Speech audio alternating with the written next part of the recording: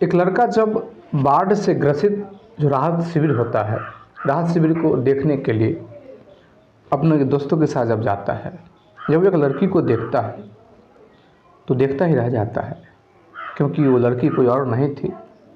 इस लड़के की तलाकशुदा पत्नी थी जो पिछले 2-2.5 साल से अलग रह रही थी। एक दूसरे से कोई मतलब नहीं था और दोनों का जो तलाक हुआ था वो इसीलिए हुआ था क्योंकि वो जो लड़की थी शादी से पहले किसी और से प्रेम करती थी। फिर जो होता है बहुत ही गजब होता है।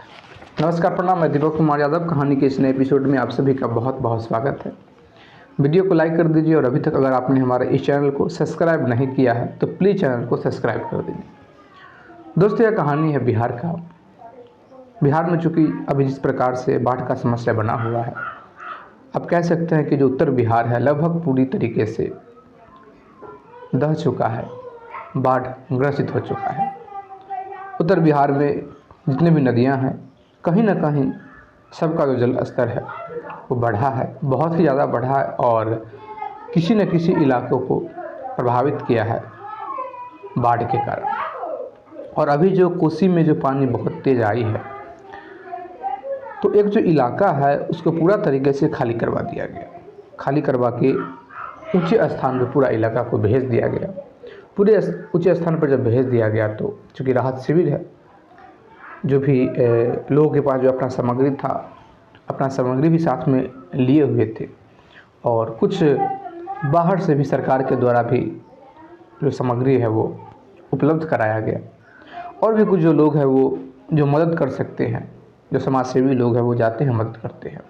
कुछ अपना ऐसा चीज़ है जो आवश्यक चीज़ है वो जैसे कि राहत शिविर में लोग बांटते हैं। अब क्या होता है कि एक जो लड़का है प्रभास, ये चूँकि दिल्ली में रहता था, काम करता था और ये गांव आया हुआ था तो इसको पता चला कि हमारे घर से लगभग 15-16 किलोमीटर दूर जो बाढ़ आया है, इसके गांव में बाढ़ नहीं आया था, ऊंचा क्षेत्र था। तो जब बाढ़ आया है तो उसमें बहुत सारे जो लोग हैं प्रभावित हैं और राहत शिविर में शरण ले रहे हैं। अब ऐसे ही अपने दोस्तों के साथ प्रभास से वो जाता है देखने के लिए कि किस प्रकार से लोग रहते होंगे। अच्छे जो चूँकि निचला इलाका है तो इसका मतलब ये नहीं कि निचले इलाका में अच्छे घर नहीं होते, अच्छे लोग नहीं होते।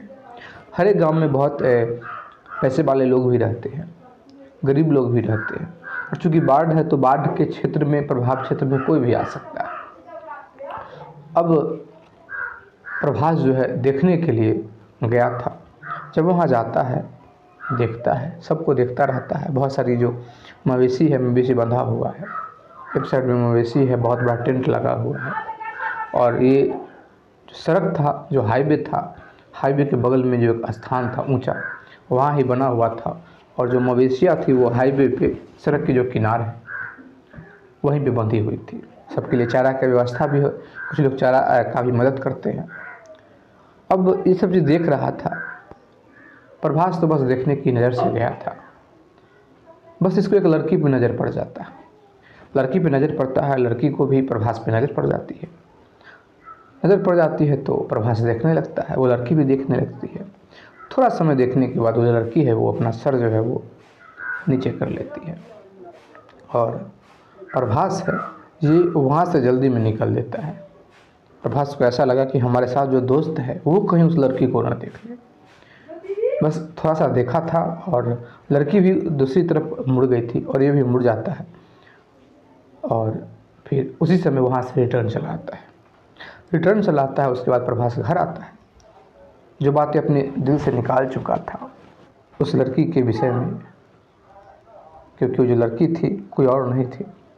वो लड़की प्रभास की तलाकशुदा पत्नी थी जो पिछले 2-2.5 साल से अलग रह रही थी।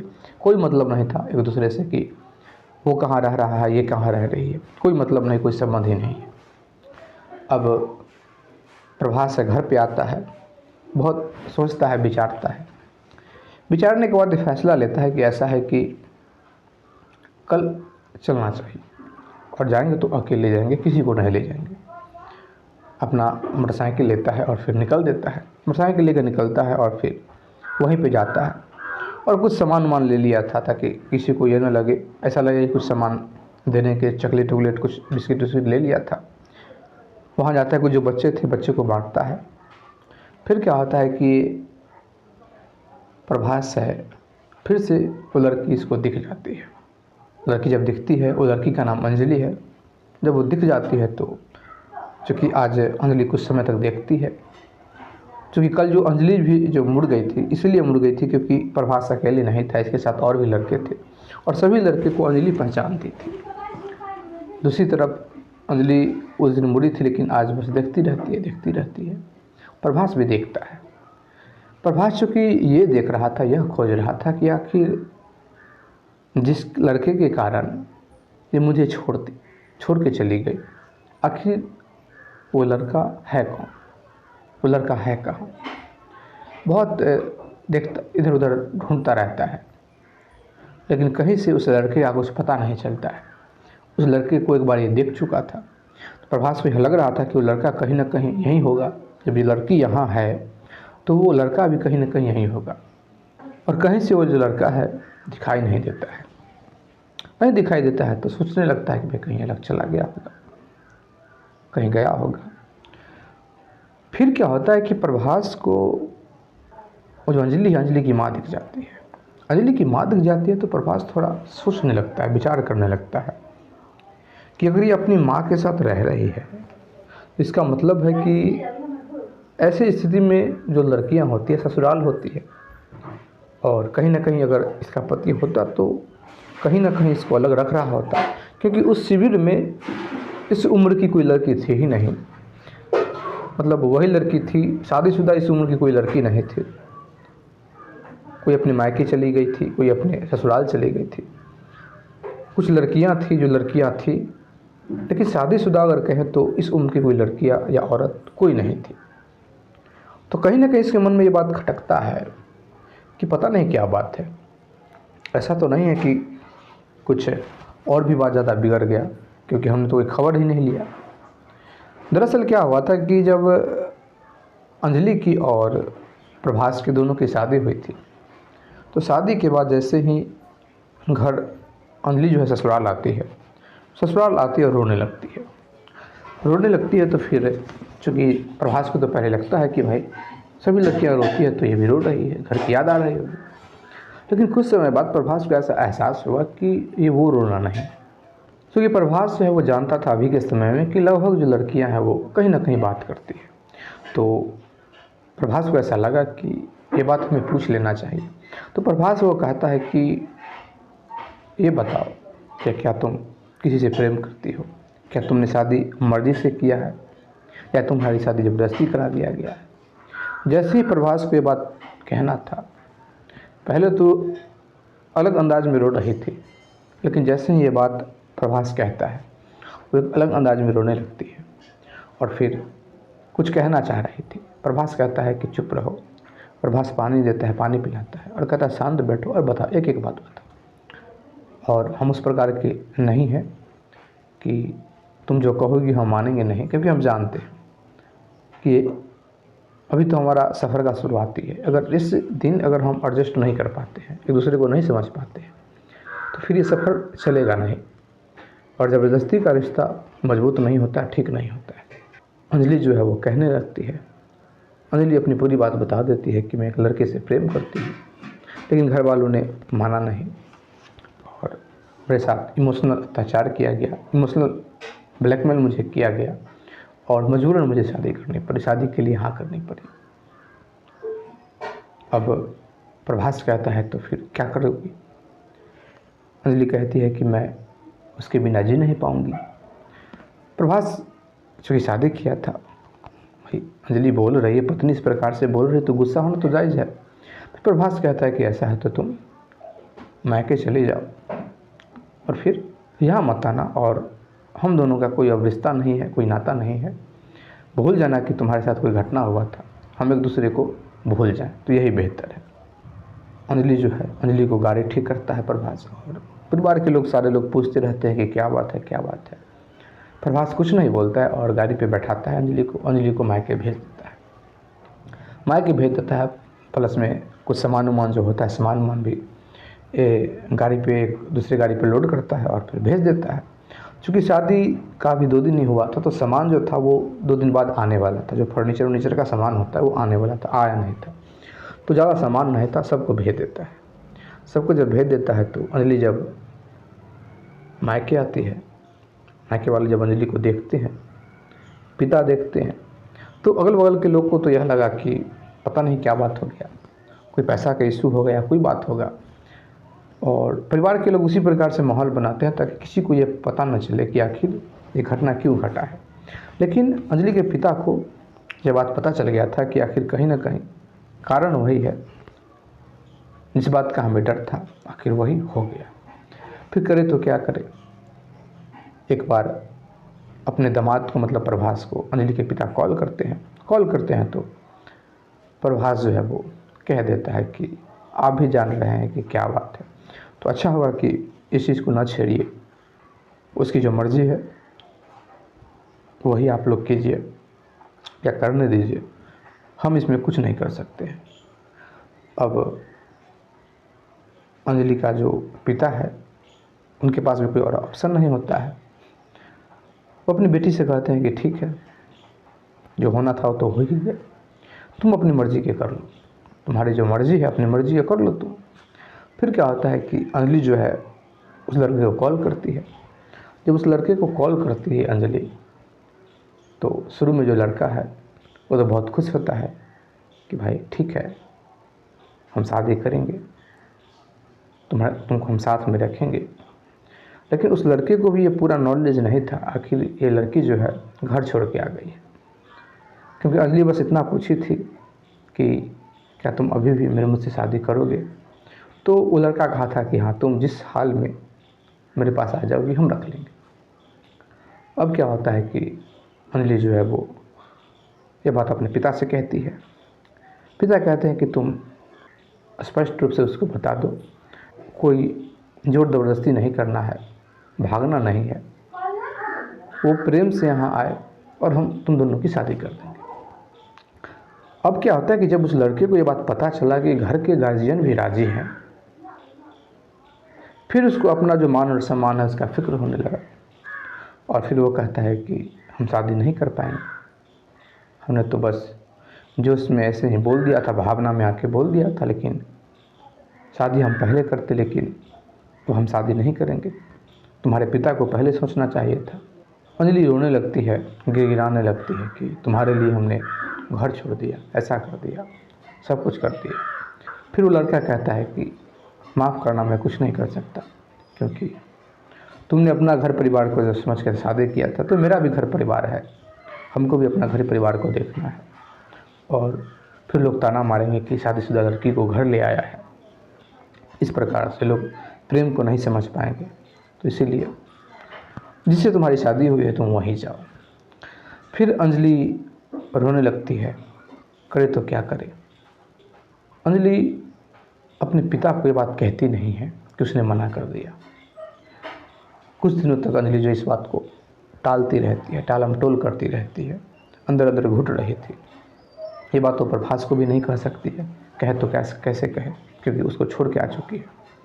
फिर अंतोगत्वा अंजलि इस निर्णय पे आती है कि अब मायके में ही रहना है, फिर कभी ऐसा कोई होगा तो फिर देखेंगे, लेकिन मायके में ही रहना है। और वही बाढ़ आया था, और बाढ़ में चूँकि इनका जो घर था, ऐसे नॉर्मली बाढ़ नहीं आता है, लेकिन बहुत सालों के बाद बाढ़ आ गया था, जैसे कि सभी लोग को प्लान करना पड़ता है, मुझे स्थान पे जाना पड़ता है, घर में पानी आ गया था। अब प्रभास जो है जब देखता है, अंजलि को भी देखता है। अभी तक प्रभास को कुछ स्टोरी पता नहीं है, कुछ कहानी पता नहीं है। अब क्या होता है कि प्रभास कोशिश कर रहा था कि अंजलि से एक बार बात करे। एकांत में जाके प्रभास बैठ जाता है, ये देख रहा था कि अंजलि आती है या नहीं आती है।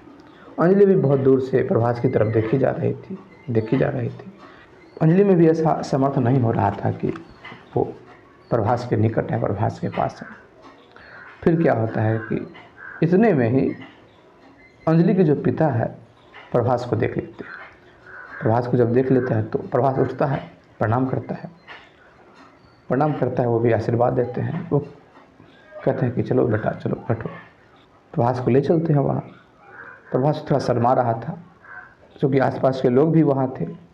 आसपास के लोग को सभी को यह पता था कि भाई कोई विवाद हो गया था, कोई झगड़ा हो गया था या कुछ पैसा का इशू होगा, जिसके कारण से ये लड़की एक बार गई, उसके बाद फिर ये लड़का ले नहीं जा रहा है। क्योंकि आज सभी लोग देख रहे थे कि जो अंजलि का जो पति है वो यहाँ आया है। सभी को यह लग रहा था कि मिलने के लिए आया है, और आज तो वास्तव में मिलने के लिए ही आया था। प्रभास जो है बाढ़ के विषय में पूछता है तो अंजलि के पिता बाढ़ के विषय में बताते हैं, अंजलि की माँ भी बाढ़ के विषय में बताती है।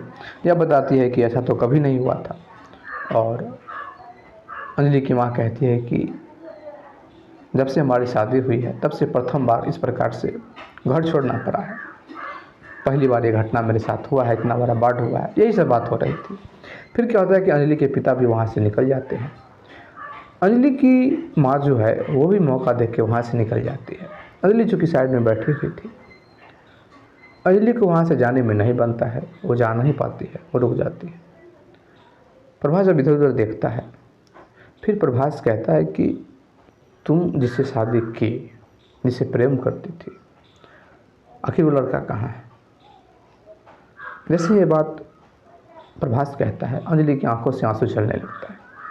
अंजलि की आंखों से आंसू चलने लगता है तो फिर प्रभास जो है वो चुप करता है कि बात क्या है, वो बात बता। फिर अंजलि जो है एक एक बात जो है रोते रोते रोते रोते बताती है कि ऐसा ऐसा मेरे साथ हुआ, मेरे साथ घटना हुआ। उसने साफ तरीके से मना कर दिया कि ये बात तुमको पहले सोचना चाहिए, तुम्हारे गार्जियन को पहले सोचना चाहिए। पापा तो फिर मान गए थे। पापा ने कहा कि वो लड़का राज़ी होता है, उसे शादी कर लो। प्रभास को बड़ा थोड़ा सा आज लड़की का हालत देख के, क्योंकि पिता के घर रह रही है, दुखी रह रही है, दुखी हाल में रह रही है, शादीशुदा है लेकिन एक शादीशुदा होकर भी विधवा की तरह रह रही है, कोई श्रृंगार नहीं है। इस प्रकार से प्रभास जो है वो मन ही मन विचार करने लगता है, अंजलि की तरफ देखने लगता है। अंजलि जो थी वो दीनता नज़र से प्रभास की तरफ देख रही थी, लेकिन कहे तो क्या कहे, गलती तो खुद की है, कुछ कह भी नहीं सकती। फिर क्या होता है कि प्रभास जो है थोड़ा समय और बात करता है, और अंजलि की जो माँ है वो फिर आती है और कहती है कि कुछ खाना है, खाना खा लो। क्योंकि वो शिविर जो था टेंट में ही वो खाना पीना कुछ बनाई थी। तो प्रभास कहता है कि ऐसे तो हम खाना खा के आए हैं, लेकिन कुछ खिला दीजिए। अंजलि की जो माँ है वो खाना निकालती है, प्रभास खाता है। अंजलि नीचे बैठी हुई थी। प्रभास कहता है कि आओ तुम भी खाओ। अंजलि एक बार मना करती है, प्रभास कहता है कि खा लो। तो अंजलि का हाथ पकड़ता है और फिर बैठा लेता है साथ में। अंजलि खाने लगती है, साथ में प्रभास भी खाने लगता है। अब इस नज़ारा को अंजलि की जो माँ है दूर से देखती है, फिर बाहर चली जाती है। जो एक पन्नी का जो तिरपाल जिसको बोलते हैं, उसका जो टेंट बना हुआ था, और फिर उनको समझ में आता है कि शायद हमारी बेटी का जो घर है फिर से बच जाएगा। खाना पीना खाने के बाद प्रभास है वो निकलते रहता है। निकलते वक्त अंजलि को एक बात कहता है कि अगर तुम मेरे साथ चलना चाहती हो तो भी चल सकती हो। अब जैसे ही ये बात प्रभास कहता है, अंजलि की माँ के आंखों में आंसू चला आता है। जो तुरंत ये बात अपने पति मतलब अंजलि के पिता को देती है। जब वो आते हैं, वो दौड़ के आते हैं यहाँ, प्रभास के सामने में हाथ जोड़ लेते हैं और कहते हैं कि इसको आपने स्वीकार लिया, यही मेरे लिए काफ़ी है। इसका जीवन बच गया, नहीं तो ये कहीं की नहीं रहती। पता नहीं लोग किस प्रकार से लोगों से हम बचते बचाते, कुछ किसी को कुछ और, किसी को कुछ और, किसी को कुछ और कहते हुए आ रहे हैं। और 2 साल जो है हमने कैसे बिताया है। प्रभास भी कहा कि अगर शायद हम यहाँ रहते, हम भी इसी से बचने के लिए ही बाहर चले गए थे कि यहाँ रहेंगे तो लोग कुछ का कुछ कहेगा, तो हम दिल्ली चले गए थे और दिल्ली पे पूरे 2 साल बाद हम यहाँ आए हैं, और इसलिए हम थोड़ा घूमने के लिए आ गए थे। अब क्या होता है कि अंजलि जो है प्रभास के गाड़ी पे बैठती है। कुछ विशेष सामान तो था नहीं, 1-2 कपड़े थे। कपड़े जो है अंजलि जो है वो ले लेती है। प्रभास जाता है, सीधा बाइक लेके अपने घर चला जाता है। सारे जब लोग देखते हैं कि भाई लड़की वही लड़की को लेके चला आया है। अंजलि की जो माँ है तो खुश होते हैं, पिता भी खुश होते हैं, लेकिन अगल बगल के जो लोग थे वो कुछ कुछ कहने लगते हैं कि जब यही करना था, यही लाना था तो फिर लौटाया क्यों था। मन का जो गर्मी वो शांत हो गया तो फिर लेके आया। तमाम तरीके की बातें हैं जो अगल बगल के लोग जो है कहने लगते हैं। अंजलि उतरती है, सभी को प्रणाम करती है और वहाँ प्रभास जो है टोटल जो गलती है खुद का मानता है। और जब निकाला था तो खुद का गलती लेके ही निकाला था, ऐसा नहीं कहा था कि ये गलत है इसलिए हम इसको निकाल रहे हैं। कितना भी लोग पूछा था घर का कि भाई ऐसा क्यों कर रहे हो, तो प्रभास कहा कि मुझे इसके साथ रहना ही नहीं है। आप जब प्रभास लेके आता है तो सारे लोग फिर प्रभास को ही बोल रहे थे कि इतना कुछ कर दिया, जब इसी के साथ रहना था तो इतना कुछ करने की क्या आवश्यकता है। प्रभास अपना ही गलती मानता है, अंजलि को लेके जाता है और ऐसा किया कि भाई ये बात किसी को पता न चले। और क्योंकि प्रभास जानता था कि अगर ये बात अभी भी हम किसी को खोलते हैं, जब इतना दिन तक ये बात हम नहीं खोले, और प्रभास इसीलिए नहीं खोला था क्योंकि प्रभास को लग रहा था, क्योंकि एक लड़कों के लिए भी इसमें लड़के की कोई गलती नहीं है, लेकिन लड़कों के लिए भी एक ये शर्म की बात होती है, मानहानि की बात होती है कि जिस लड़की से उसकी शादी हुई है वो किसी और से प्रेम करे, ये बात लोग जाने। तो प्रभास चूँकि निकाल तो दिया था, लेकिन एक चीज़ मेंटेन किया था कि लोग को यह बात पता न चले, लोग है इस चीज़ को जाने ना और मुझे उतना गलत नज़र से ना देखे। बस मुझे गलत कहे कि इसने गलत किया है, इस नज़र से गलत ना कहे कि भाई इस लड़के को गलत लड़की से शादी हो गई थी। फिर अंजलि जो है बहुत ही प्यार के साथ 2 साल बाद रहने लगती है। दोस्तों, इस कहानी के माध्यम से एक बात हम ज़रूर कहना चाहेंगे कि बहुत सारी जो लड़कियां हैं जो फ़ोन से बात करती है, लगभग लड़की जो है वो बात करती है, प्रेम करती है, किसी न किसी लड़के से प्रेम करती है। उनका इच्छा होता है कि जिससे हम बात करते हैं, प्रेम करते हैं, उससे हमारी शादी हो। लेकिन ऐसा बहुत कम केस देखने को मिलता है। अगर 100 लड़के लड़कियां आपस में बात करते हैं तो उसमें से मात्र 5 और लड़के लड़कियां ही हैं जिनकी शादी हो पाती है। 5 से भी कम है ये परसेंटेज, 5 भी नहीं है, 2-3 है। आखिर सबकी इच्छा, अंदर में इच्छा होता है कि हम शादी करें, तो बीच में मान और सम्मान बीच में आता है। समाज का प्रतिष्ठा, अपना प्रतिष्ठा, घर वालों की प्रतिष्ठा सभी सामने में आती है। और हम एक बात यहाँ ज़रूर कहना चाहेंगे कि जो भी फैसला लेना है आप शादी से पहले लीजिए, और शादी से बाद भी अगर कोई फैसला अगर आप लेना चाहते हैं, हो सकता है कि आप शादी से पहले मजबूर हैं, कोई फैसला नहीं ले पाते हैं, तो जिसके लिए फ़ैसला लेना चाहते हैं उसको पहले जांचिए, बिल्कुल परखिए। क्योंकि जो लड़का शादी से पहले कुछ बोल रहा था, शादी के बाद उसका जो भाषा होगा चेंज होगा, ज़रूर बदलेगा। क्योंकि पहले शादी से पहले जोश में होता है, लेकिन जब शादी लड़की की हो जाती है फिर वो होश में आता है और उसको भी अपना मान और सम्मान समाज देखने लगता है। तो इसीलिए कहीं ना कहीं कोई भी फैसला लेने से पहले लड़का के लिए भी लड़की के लिए भी इस बात पर विचार करें कि फैसला आप लें, ज़रूर लें। अगर प्रेम करते हैं तो फैसला लीजिए, लेकिन सही समय लीजिए। अगर सही समय के बाद अगर लेते हैं तो फिर नुकसान होगा, आपका भी नुकसान होगा और जिसका कोई गलती नहीं है उसका भी नुकसान होगा। खैर, आप इस स्टोरी के विषय में क्या कहना चाहते हैं कमेंट करके ज़रूर बताइएगा। अगर आप इसी प्रकार का और भी स्टोरी सुनना चाहते हैं तो प्लीज़ हमारे चैनल को सब्सक्राइब कर दीजिए, लाइक कर दीजिए, कमेंट कर दीजिए, शेयर कर दीजिए। जय हिंद, जय भारत।